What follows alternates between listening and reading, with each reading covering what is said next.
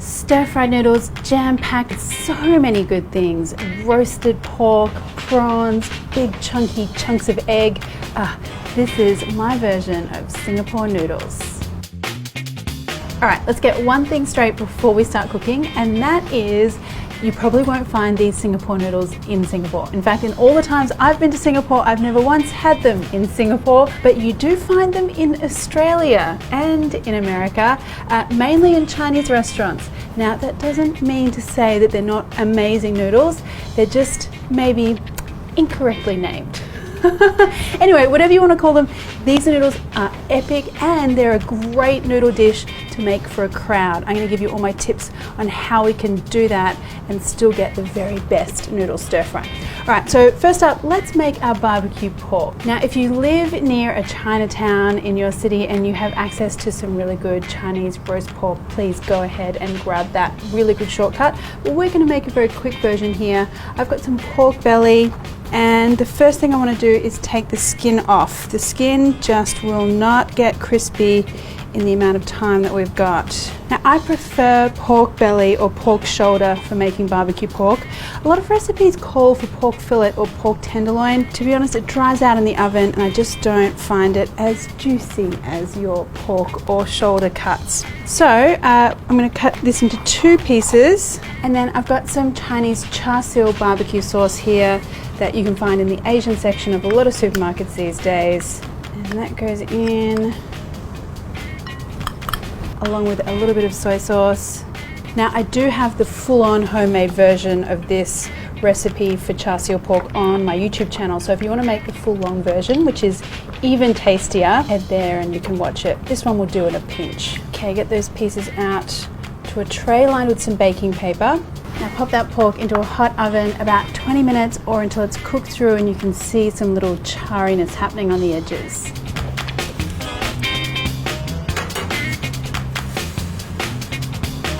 So while the pork is cooking, that gives us plenty of time to get the rest of our stir-fry ingredients ready. So first up, I've got some rice vermicelli noodles here. Now, the noodle cooking part is super important for this, I've got to say, and a lot of you guys write in to tell me that your noodle dishes are a disaster because the noodles end up really soggy in the wok. Ugh, no one wants that. So let's go through it. You've got your dried vermicelli noodles here. Pour over some hot water. It's not boiling, it's steaming. And we're not boiling it in some water on the stove, we're just soaking them.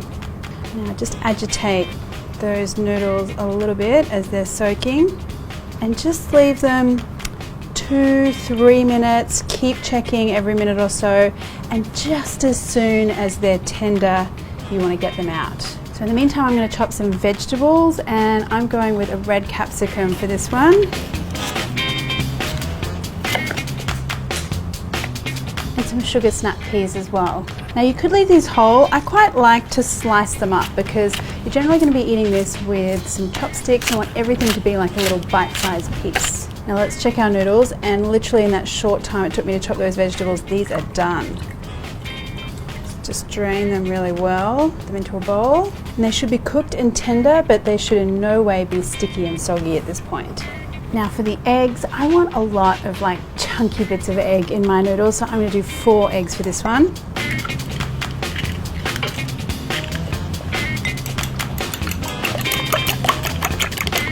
Now we're going to make the egg omelette first, and to do that I want a hot pan, some oil. I'm doing this in a wok, which is a little trickier, so a non-stick frying pan is good as well if you're uncomfortable with doing this in a wok.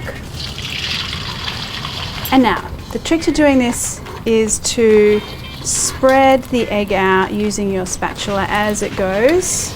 Kind of need to do a bit of swirling as well. What I'm trying to do is even out that raw egg so I don't have big pools of eggs sitting anywhere. Now I always find this is a 2 spatula job. Okay, and now to flip it over, just be brave. Beautiful. I love that dark color in the center because it kind of gives everything a little bit of a smokiness in the finished dish. All right, that's looking very good indeed. Now just some nice chunks here.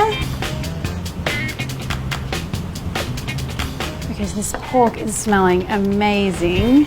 And now I just want some nice, sweet little chunks here.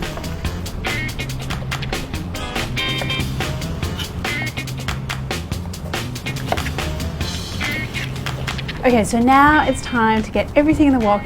And the great thing about this is that usually when you're wok frying, you want to do smaller amounts. But I find with this recipe, it tends to work out with a slightly larger amount because almost everything is cooked and we're going to get the raw ingredients cooked first up so that they don't stew and become all mushy.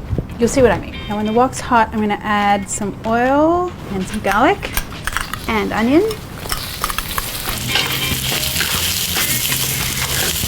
And now some prawns. I do love that typical Asian pork and prawn combo. Now spread the prawns out in the pan because we want to get those, as I said, cooking and frying, not stewing. Technique's always very important when you're stir frying. Okay, now toss those prawns a little. Now when those prawns have just turned opaque, meaning they're cooked through, I'm going to add in my vegetables. I just want to stir fry these for a minute or so until those vegetables are still nice and crispy, but just taking that raw edge off them. Some Chinese Shaoxing lime. So now we've got all the ingredients that needed cooking, beautifully stir fried. They're not soggy, they're still nice and crispy, the prawns are just tender. So now I'm going to add in my cooked ingredients. Noodles, my egg and pork,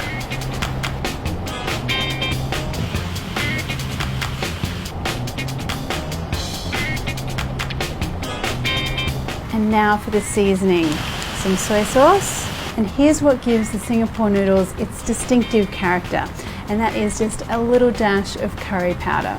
And then to balance out everything, a little sprinkling of sugar.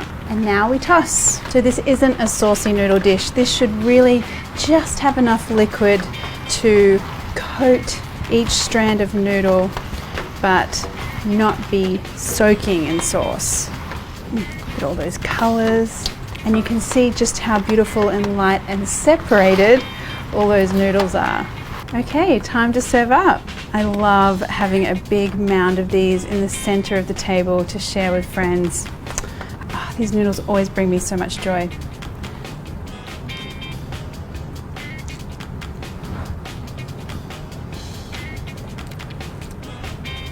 So many beautiful flavors there. You've got that nice little hit of curry powder.